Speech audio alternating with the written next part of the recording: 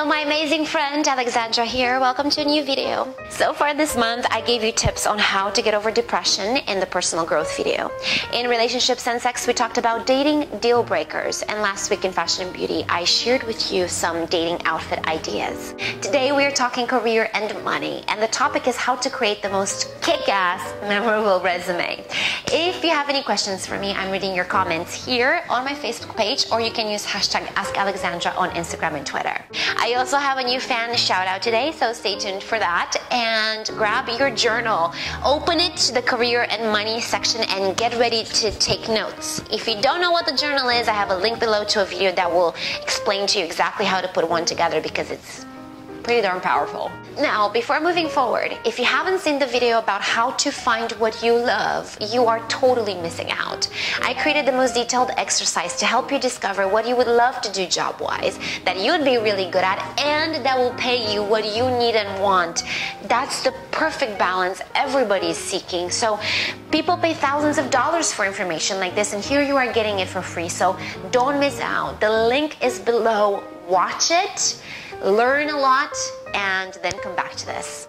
Now that you found what you love, let's talk resume.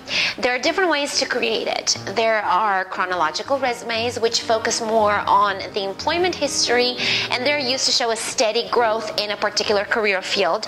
Then you have functional resumes that are focused on skills and experience rather than the job history, and typically they are the best alternatives for someone who may have gaps in employment history or who may have gained experience from being self-employed. And lastly, there are combination resumes, which are exactly that, a combination of chronological and functional. I'll get into more details in a little bit, but first, I have to warn you. I'm not a fan of anything conventional, and my resumes have always shown that. I don't believe in the cliched, traditional resume language. I think that's so outdated, overused, incredibly boring, and quite frankly, because there's so much of that out there, I find it extremely not interesting. I believe in standing out of the crowd, and that comes especially handy in a highly coveted position where the competition is fierce. Either way though, hypothetically speaking, even if you are the only person applying for a job, you want to stick out.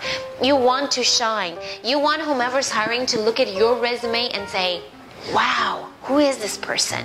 The reason I know this approach works is because in the past, when I had my resume posted on sites like Monster, Career Builder, I was getting calls to come into interviews for companies in industries I had never been in. I had absolutely zilch experience in, but they wanted me because they were intrigued. They would say that my resume was the most interesting one they've seen, so it would be worth their time to meet me. And so I want the same thing for you. However, even though I'm a loyal fan of non-traditional resumes, at the end of the day, you have to know what speaks to the employers. There are still many companies out there that prefer more traditional resumes, and some larger companies use a system called Applicant Tracking System, or ATS for short, which screens resumes. Basically, what the system does is it searches for keywords that indicate whether or not the candidate has the skills and experience they are looking for.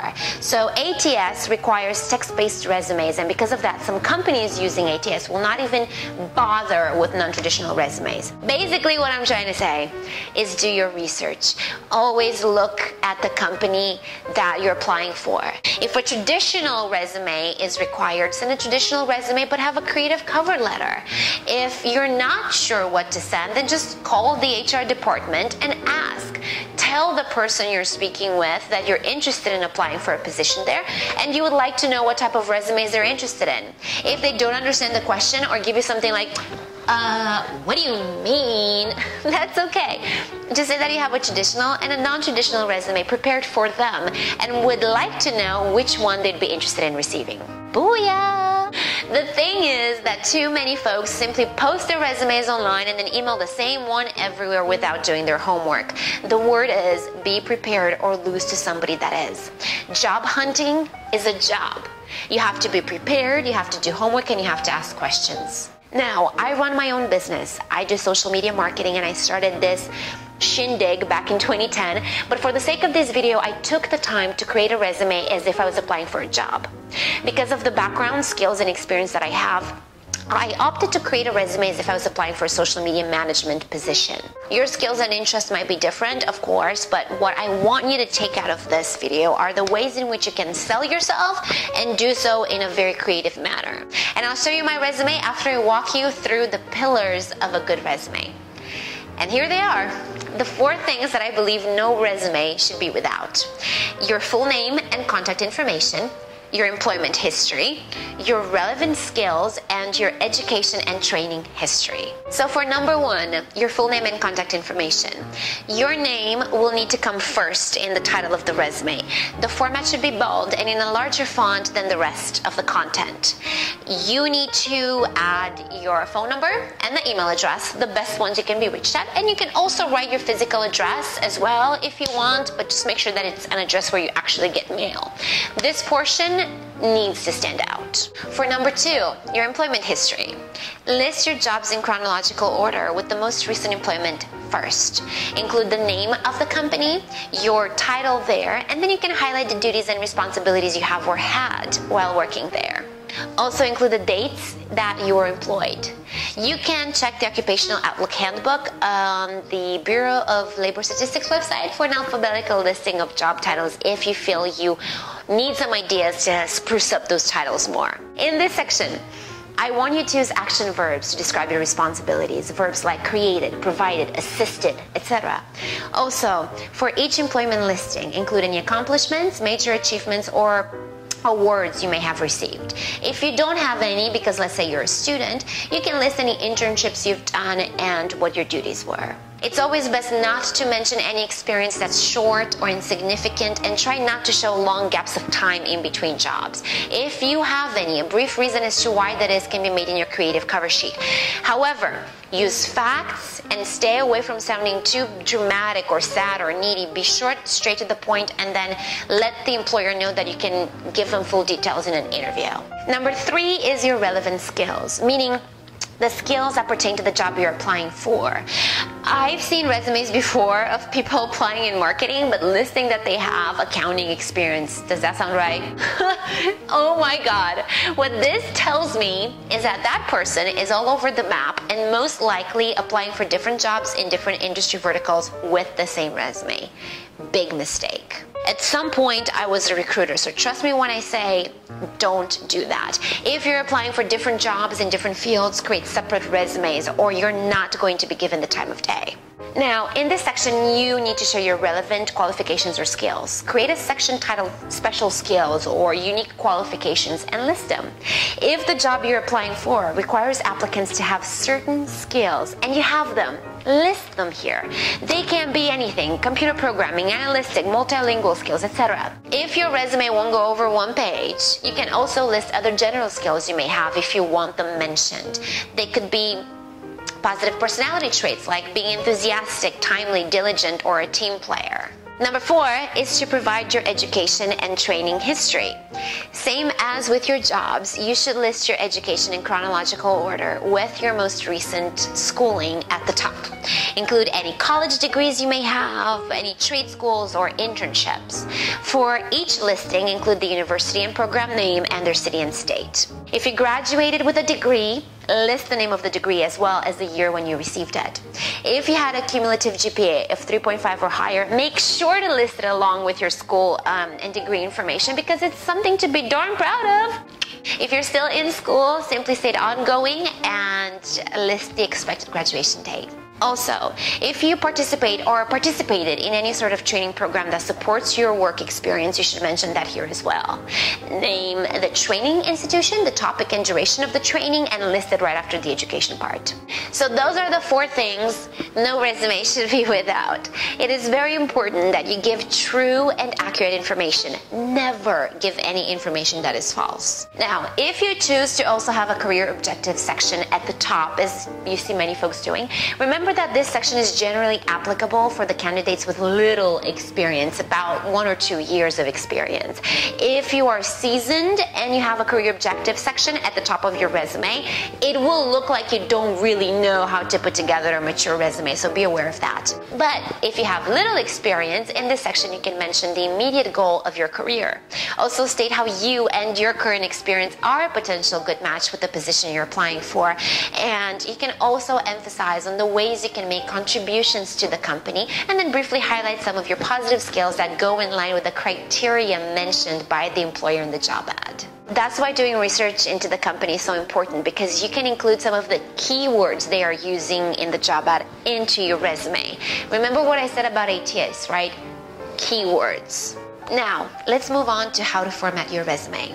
First things first, you have to format your text. Because text is among the first things that an employer will see, it is very important that you make the right first impression. Choose a professional font like Arial, Calibri, or Times New Roman in size 11 or 12. The header where your name is can be larger, say 14 or 16 in size, but aside from that, you should stay away from using large text. You can use multiple fonts for different parts on your resume, but never more than 2.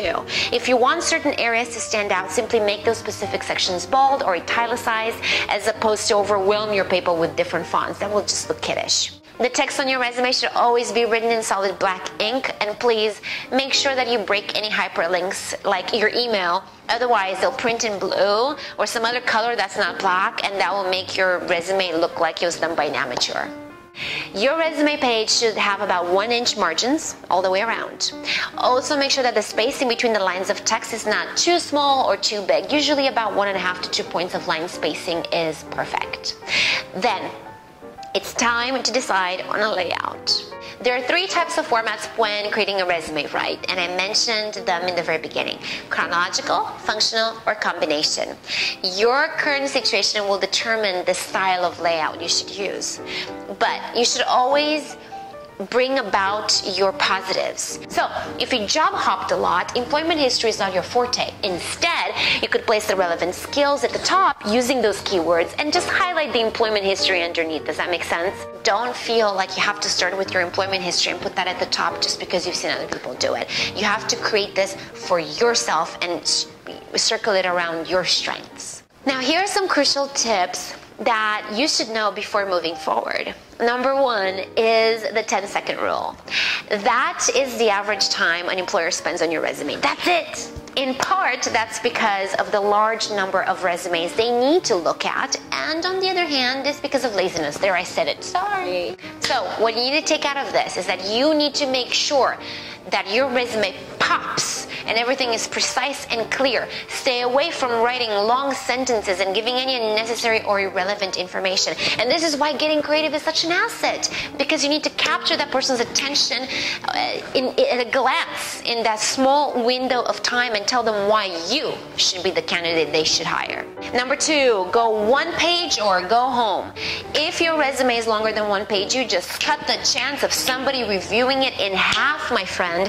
When it comes down to resumes, less is more, believe it or not. You need a 1-page resume that is concise, clear, and straight to the point. Anything more can be asked during the interview. However, there are situations when you might need to go over 1 page. For example, you've been in the workforce for over 10 years, or maybe you had really extensive experiences, in which case 2 pages may be required. If you need to have 2 pages, be sure to copy and paste the top section with your full name and contact information on the top of the second page as well. Do not staple the pages together and never fold them. Number 3, customize your resume as much as possible. Don't use a generic template.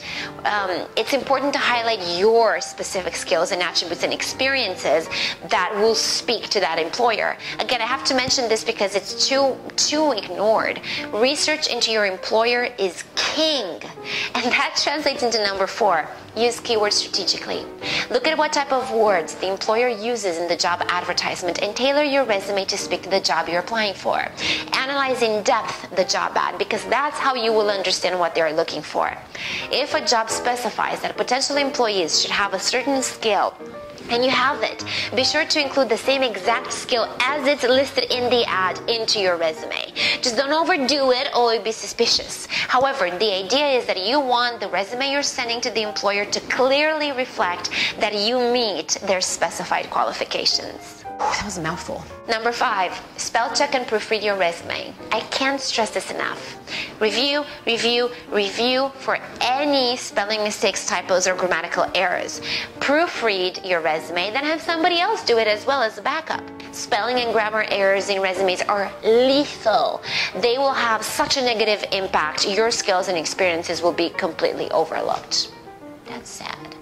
Number 6, sell yourself, but never do the, oh my God, I'm so good type of bragging, because it's not sexy. Choose your words wisely. Now, after you're done, review the overall format and how the resume acts visually. The overall look will give the employer the lasting impression that needs to be great. So now, in the beginning, I mentioned that I created a resume for myself to show you as if I was applying for a job.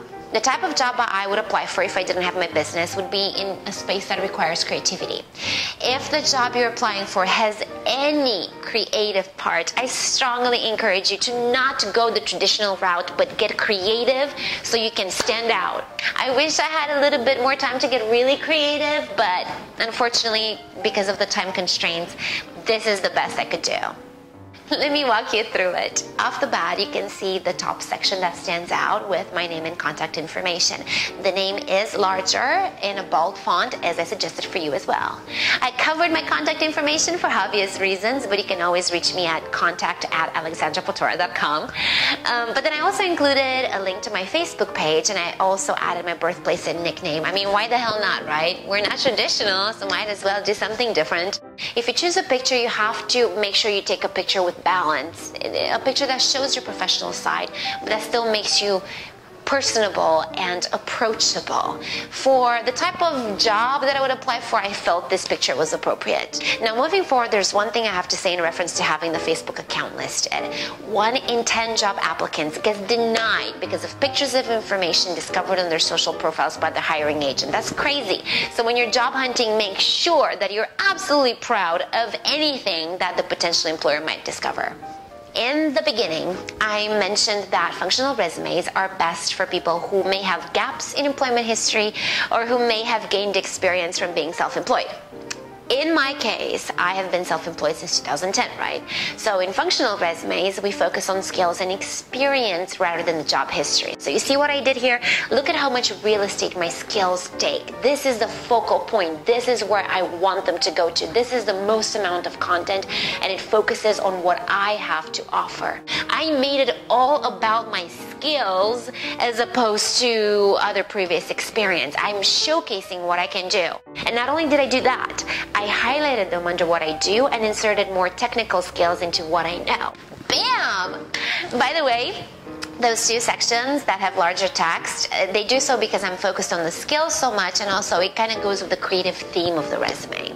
On the right-hand side, I listed only the relevant jobs, the jobs in which I used similar, if not the same set of skills I will be using for the new employer. I've been working since I was 16 years old, and almost every single job that I did had some level of writing, blogging, or creative. But would it make sense to add as a title account executive at WMC Mortgage? Absolutely not. Those clarifications will be made during the interview. I only kept the most relevant. Underneath, I listed the education, and I also added other skills that I wanted mentioned. At the bottom, I'm letting the hiring agent know that I have references available if needed, and that's that.